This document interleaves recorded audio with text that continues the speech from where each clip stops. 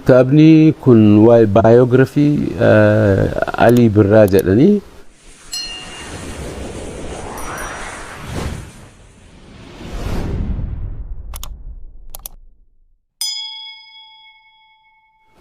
namoota baay'eetu hin barreessinaa jedhanii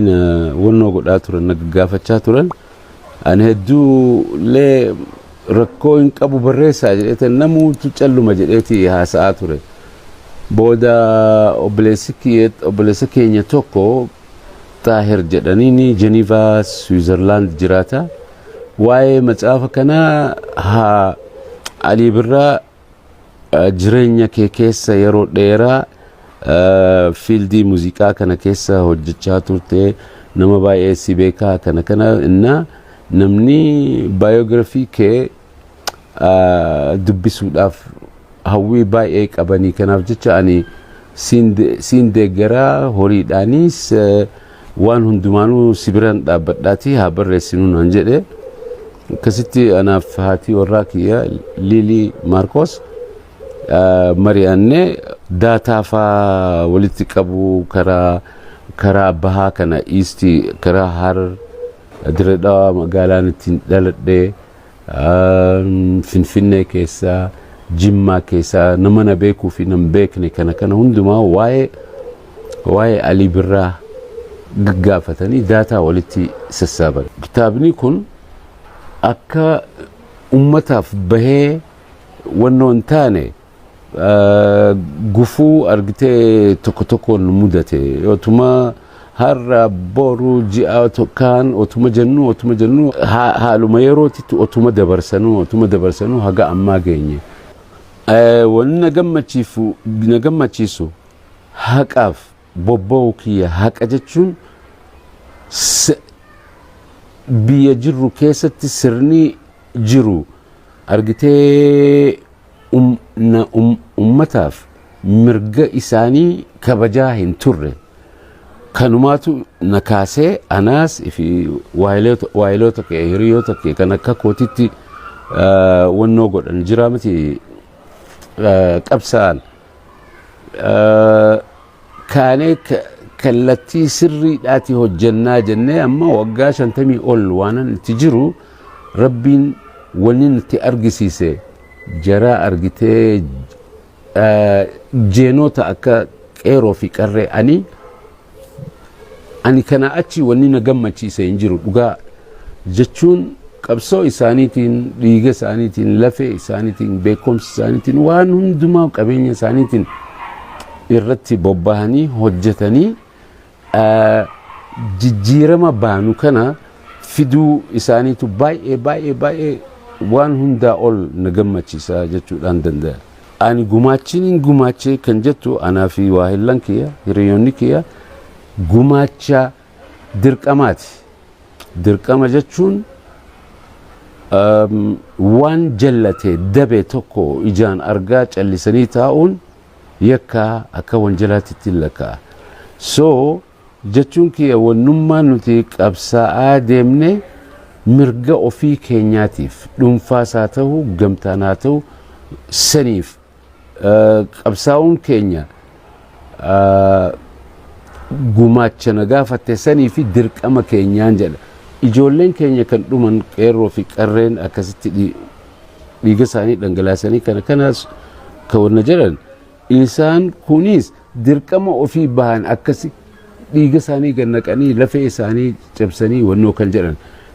kanaatu na gammachiisa agartee humni akkana tokkoomee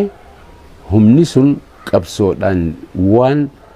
jijjiirama fiduu isaanii gumaacha guddaadhaan jedha fi dirqama akkasirrattis abbaan ifin faarsu dhagaan ifin darbu jedha Oromoon. Ani gara kootiin ofii jara akkuma kootitti yaadu ilmaan Oromoo taane afaan keenya aadaa keenya jireenya keenya kana hundaaf kan qabsaa'aa turre yeroon nuti keessa turre ofii yeroon amma gaa'isiin dhaloonni amma kana beekuu hin dandeessan rakkoo guddaadha Oromoo ta'uu keenyaaf jabaa kuni gabrummaa dhugaa kan dhugaa sani kan nurratti deemaa ture. Arra rakkoon akka duratti san hin jiru. Injiru waliigala injiru jechuudha mati jiraachuullee kan qabu garuu irraa irrisnee jechuudha dandeenya rakkoo akkasii. Afaan Oromoo deemnee mana muuziqaa fa'aa geesseetan dur waggaa 40 dura moo waggaa 45 dura yoo hunoti hojii akkanaatu hojjetame nurraa bakka gaalinyaa maanam aygazaanam maare jechaa turan sun moraalii namaatti cabsa beektaa moraalii keenya cabsa maal garuu galata rabbii humni hundinuu kan nuuf dhufe keenya nu keessa rabbi biraayin jedhaan rabbi tan amana dadhabuudhaa fi dhiisinurraa jedhee jennee dhiifne otuma deemnu dhufne hunoo firiilee isaa argaa argina jara artistoota amma afaan ofiitiif aadaa ofiitiif warra quuqamutu argame dargaggoota fresh kan ta'an galata rabbiiti. Meesin mata dureen ani irratti sirbinee jira mata duree kanarratti osoo hin sirbee jettanii wanti yaaddan jira yookaan immoo wanti ittiin gaabbitan jira. Well gaaffii gaariidha. Hagaan agartee hagaan argu hagaan dhaga'u hagaan wannoo gochuu danda'u dirqama koo ittiin bahuu danda'u toopikiilee ni jiraa miti mata duree yaada garagaraa waa'ee ispoortii yoo na dhufe waa'ee environmentii yoo natti dhufe waa'ee eenyummaa keenyaa yoo natti dhufe waa'ee biyya teenyaa yoo natti akkasitti tarataraadhaan natti dhufu malee ani waan akkanaatitti nan sirbaa fi waan akkasitti hin sirbuudhaa miti dhaamsi kiyya guddaan afaan kiyya eenyummaa kiyya kabachiisuu. Kan biraa yeroo ammaa kana yeroo baay'ee keessan maaliidhaan dabarsaa jirtu akkamitti dabarsitu mee? Well gaa amma ani galata rabbiiti rabbiin guddaan haa galatoomu. Umriidhaan amma sooromeen jira. Sooromeetiin waggaa 6 duraan soorome. Haati manaa kootis Liilii isi kennaa rabbiiti an badhaasattiin lakkaa kan na booharsitu kan na teessiftu kan na hojjechiiftu kana yeroo kiyya baay'ee isii wajjiniin isiin hojii yoo deemte an mana yoon taa'e manaan taa'a waan tokko hojjechuu yoo na barbaachise bilbilaa fi kanaan ka'ee yookaan konkolaataan konkolaachisaa hojii Finfinnee nan deema yookaan Adaamaa yookaan kanuma jireenya baay'ee salphaadhaan jiraadha low profileidhaan galata rabbiif galchaa fayyaa ofiif kadhachaa nama biraatiifis haadha manaa kiyya tanaatu hojii kiyya isiin. Mee kan biraa tarii akka gorsaattis ta'uu danda'a haalli amma biyya keenya keessa jiru inuma beektu akkamitti ilaaltu mee rakkoowwan mudatan ni jiru maaltu isinitti dhagahama yeroo dhageessanis ta'uu danda'a wanti akka furmaatatti immoo dubbachuun barbaada jettan maalinni? Furmaanni tokko kan jenne waan biraa hin jiru unity tokkummaa ummata Oromoo nama biraatirra hin dabarru nama mirga namaatirratti hin dabarru biyya keenyatti lafa keenyatti mirga qabna nama mirga san nu wannoo godhuu barbaadu nurraa kaasuu barbaadu nurraa fageessuu barbaadu kun diina keenya dhuunfaa fi gamtaadhaan paartiileen Oromoo biyya tana keessatti ummata Oromootiif qabsaa'a kan jedhu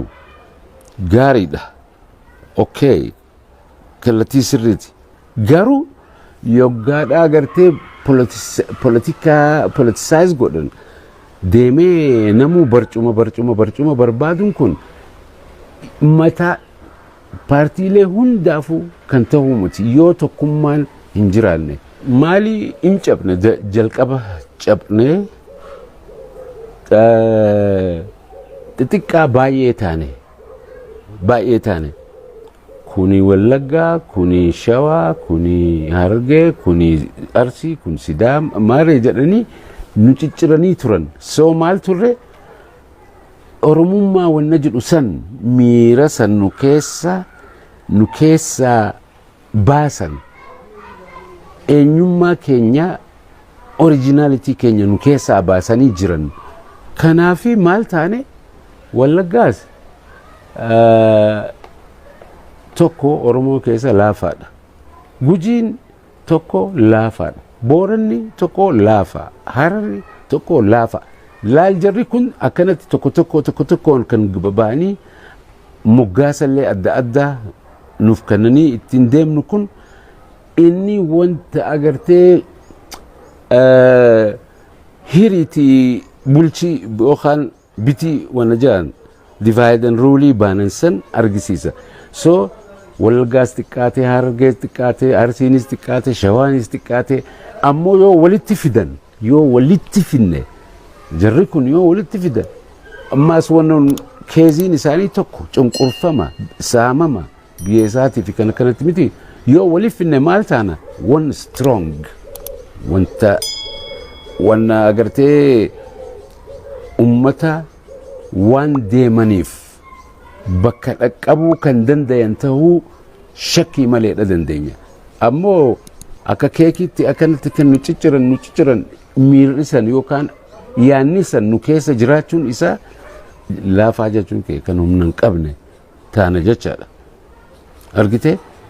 maali malli yoggaa jettu tokkummaadha ummata oromootiin bilisoomsaa mirga isaatiin argamsiisaa je'ee kan ka'e yoo walitti dabalamanii humna ta'an malee kophaa yoo ta'an laafaa nama humna hin qabne xixiqqaadha ta'a diinni akka laafatti akka kubbaatitti nu dhiituu danda'a.